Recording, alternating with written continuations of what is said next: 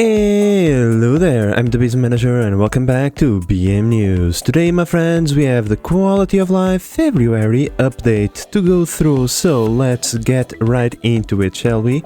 First, we will read through the patch notes and then we'll just make a quick jump into the sandbox just to see the new stuff in play. Now, let's get started. Hey friends, welcome to Oni's February 2024 Quality of Life update. This minor update includes new buildings, UI improvements, performance improvements, bug fixes and new cosmetic skins for both base game and Spaced Out DLC.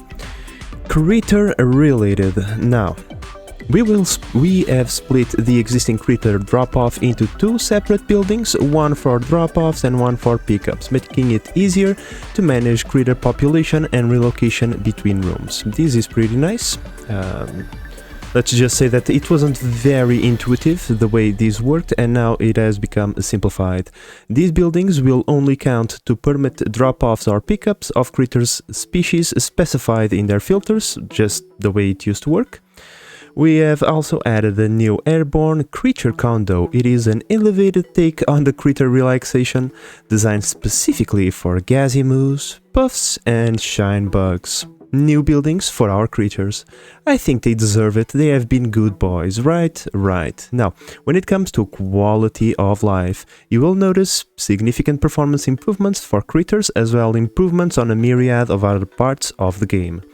This is the one that excites me the most. The gas reservoir storage capacity has been increased from 150 kilograms to 1000 kilograms. This, my friends, is really nice. I always thought that the gas reservoir it was very limited with 150. This is almost 10-fold. Well, it's not 10 times, but math is complicated, so you can see, right? Right. In any case, let's continue. We have improved the organization of tabs in the details screens to make it easier to find what you're looking for. We also added new tools where materials lets you view and change, this is also very important, what a building is made of, while in blueprints allows you to toggle between relevant cosmetic skins for that building or duplicates directly in-game. The latter also contains a shortcut to the supply closet. So pretty good stuff. This is actually way better than it sounds. Once we are in game, I will show you guys. Bugs and other cool stuff. In both versions of the game, we fixed a slew of creator pathfinding bugs, as well as bugs where some plants would look whittled when they were actually ready to harvest. This one was pretty common. The easy living achievement bug has been fixed and now requires the auto sweepers to outperform duplicates by 50% rather than simply outperforming them. For Spaced Out, the water asteroid no longer mistakenly gets discovered on load when a rover is stored in a rocket in space. And we fixed a glitch where rocket ports would sometimes delete liquids and gases. We have added more than 100 new blueprints, cosmetic skins for both base game and Spaced Out, and added 2 new categories of blueprints. Now, in honor of the precious goobers lost in the game of Space Colony building, we have updated the Tasteful Memorial to display the portrait of the duplicant buried there. This applies to all future burials. In memoriam duplicantum, friends. F's in the chat for all the duplicates lost. In summary, the creature drop-off building is now 2 separate thingies, single-purpose buildings. There are new airborne creature condos, the detail screens is simpler and contains more tools, bugs have been squashed, creator performance improved, the Tasteful Memorial now features duplicate portraits, and there is also a bunch of blueprints. And you can find more about our plans for this year in the roadmap, which we will take a look after we are done in-game. If your mods are breaking and need a little bit extra time, blah blah blah blah blah. We all know all of that. Now, let's jump into the game, and after we are done with that, we will read through the Oxygen Not Included February 2024 roadmap, because there is some interesting things in here as well. Now, my friends, in here, in-game, there is not a lot of things to see, but we'll go through the new things. So, creature related stuff. We have the airborne condo that you can see the creatures will sleep in there and be ultra cute about it. Now, I don't know if this was the way that they existed before, the critter condo, but I thought that the pips would be pretty happy by having a new cat scratcher where they can sharpen their claws. And we also have the water fort for fishes, because of course they also need a place to rest their little bodies.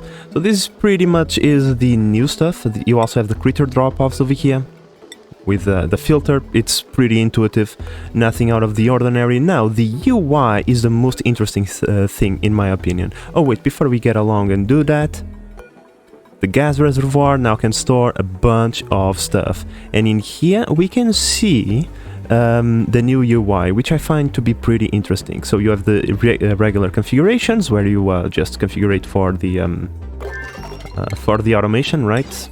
That stuff used to be there anyway, but now you can come over here, see the material that this thing is made of, and then change it if you so desire to do. We don't have any materials because this is my test sandbox, but you know, there, bam, and it orders to get built. And yeah, personally I find this to be very, very interesting. You also have the blueprints over here. You can press that thing, you go over here and get a blueprint that you might want to, which is pretty interesting over here. This thing has also been redesigned to be a little bit more intuitive. What is this? Enable smooth, right? Oh, okay, this is for stuff from the last update, but apparently you can use the brake wax to boost the travel speed. That's quite interesting. Yeah, this is pretty much the new stuff, but I think this is gonna be quite useful if you ask me. Now, my friends, let's continue and go towards the roadmap, because there is a lot of interesting things to be seen in there. Alright, so roadmap, here we go. Hi everyone, it is time for 2024 roadmap. We have been having lots of conversation behind the scenes and have some big news to share. We are back to work on content-focused DLCs, my friends. Now, during my... well, this is kind of... it is good, but the 10 reasons to play Oxygen Not Included now becomes a little bit less...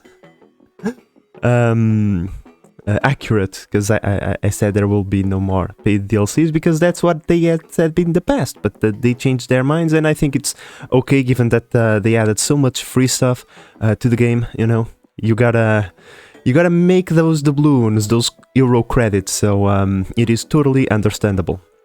In any case, let's get into it. There are tons of great things that we want to add to Oxygen Not Included universe, and we're getting too big to squeeze into free updates. Wait, what? When we originally considered making more DLCs back in 2022, we had just come off of a 3-year long haul on Spaced Out, and our ideas for future DLCs were all on similar scale. Trying to make them work for both base game and Spaced Out was daunting. I can understand that. There is a major overhaul, and so things probably are a bit different. But in any case, over the past year, DLC's ideas just keep coming. Many of them focused on content that would be a more natural fit with the base game Spaced Out DLC and each other. Huh? Wait, what? I'm sorry, guys. My English sometimes fails me. Many of them focused on content that would be a more natural fit with the base game Spaced Out DLC and each other. So what I can understand from here is that they are gonna make like a DLC that will not be integrated into Spaced Out. Like you can choose to different types of game experience, I suppose. Oh well, let's keep on reading. I haven't read this entire thing, so I might be confused. So after a year of smaller free updates, we're switching back to paid DLCs. That allows us to make our derpy little colonists into new, wild, uncharted corners of space and time. Our plan for 3 modular DLC centers around new asteroid packed with new biomes, critters, plants, and building elements, lore, and blueprints, aka cosmetic skins. At some point, we may we may make system changes. If that happens, those changes will likely be added for free to any existing version of the game that you may own. So, what's next? We haven't nailed down exactly the schedule, but we do know that it won't involve multi-year waiting periods between DLCs. In fact, we're planning to release the first one this year, perhaps featuring a new, chilling, starting asteroid. Ooh, someone is gonna be cold. I suppose those winter clothing will be useful.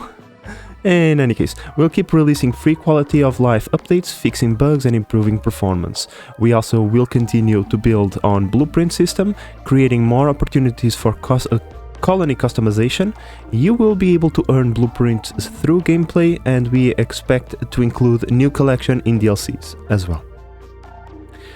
TLDR, our plan for this new chapter is to switch from occasional smaller updates to content focused on paid DLCs. We still are doing free quality of life updates. We know that it's a big pivot. This year Oni's adventure promised to be a particularly exciting one. I can't wait for it. Thank you for your ongoing support. See me in the next DLC. Now, we could go through the fact pretty quick. Why the change from the free back to DLCs? DLCs are always a better choice on expanding the Oni universe, but we didn't think we could do it. Now that we have new ideas that play nicely with existing versions of the game and lend themselves to mixing and matching later on.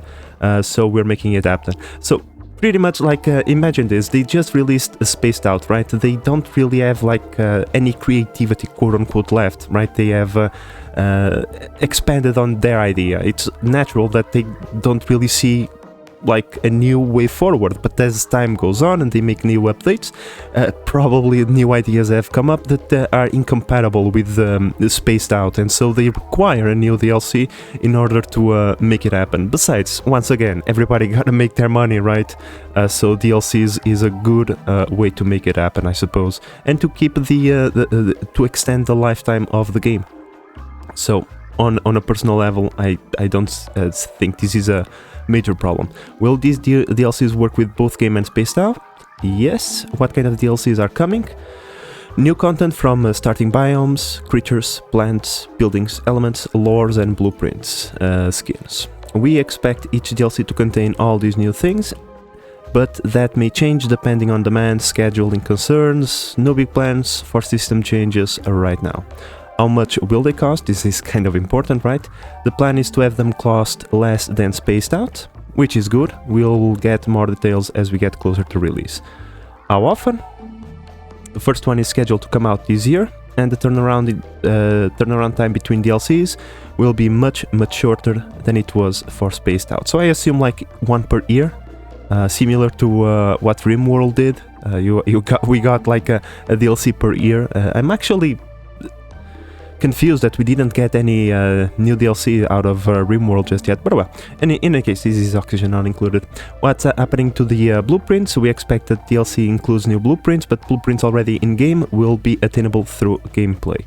Are you doing a free quality of life updates? Yes, we're still figuring out scale and scope for this, but we have lots of performance improvements and bug fixes on our to-do list. So, this is pretty much it for the roadmap, my friends. My thoughts on this, I already kind of spewed them out as we were reading this. Personally, I am not against this. It is understandable. Oxygen not included is not a new game. It is a game that has been in the market for a very long time. They probably already have reached the apex of sales on this type of game, right? They have saturated the market. Like, you only buy the game once, right? You only pay them once, but they need to pay their employees every month. So it is understandable that they need to make more money.